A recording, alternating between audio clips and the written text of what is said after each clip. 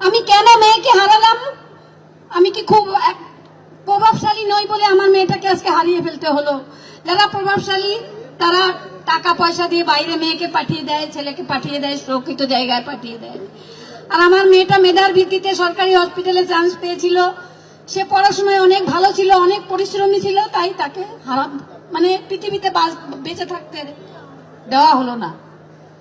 আমি সেই রহস্যটাই জানতে চাই। মেয়েকে আমি হারিয়েই ফেলেছি। এই সময় সেই রাতে ওর চিৎকারের আওয়াজটা আমার কানে পৌঁছেছিল না, কিন্তু প্রতি রাতে সেই চিৎকারটা আমাকে দগ্ধ করে। আমি ঘুমাতে পারি না।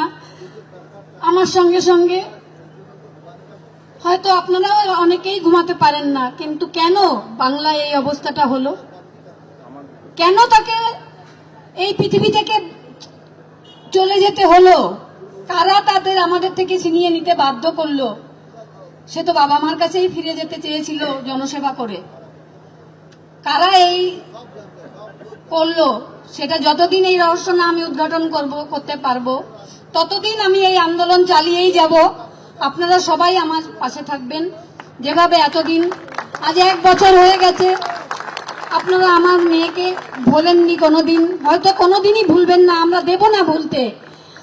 আমার মেয়েটা টাকা পয়সা চাইতো না, চাইতো শুধু মা আমার নামের পরে যেন অনেক ডিগ্রি থাকুক।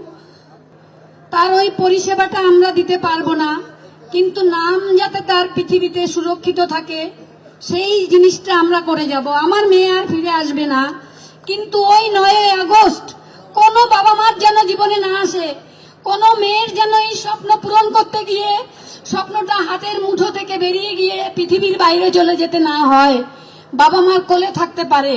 আমাদের লড়াই সেখানেই।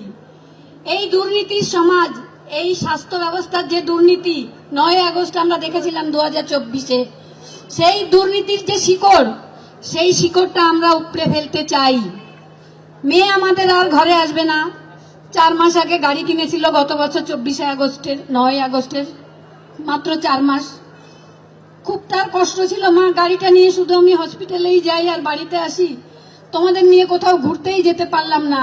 নভেম্বর মাসে আমরা অনেক ঘুরবো মা। তার কোনো স্বপ্নই পূরণ হয়নি, পুরোটাই অধরা। যারা তার স্বপ্ন পূরণ করতে দেয়নি তাদের আমি শান্তিতে থাকতে দেব না। এটা এই 9 আগস্ট এই সর্বহারা মায়ের প্রতিজ্ঞা। প্লিজ আপনারা পাশে থাকবেন আমার। যতদিন এই পৃথিবী দুর্নীতি মুক্ত না করতে পারবো, যতদিন এই আমার অন্য সমস্ত মেয়েদের সুরক্ষিত না রাখতে পারবো, ততদিন আমি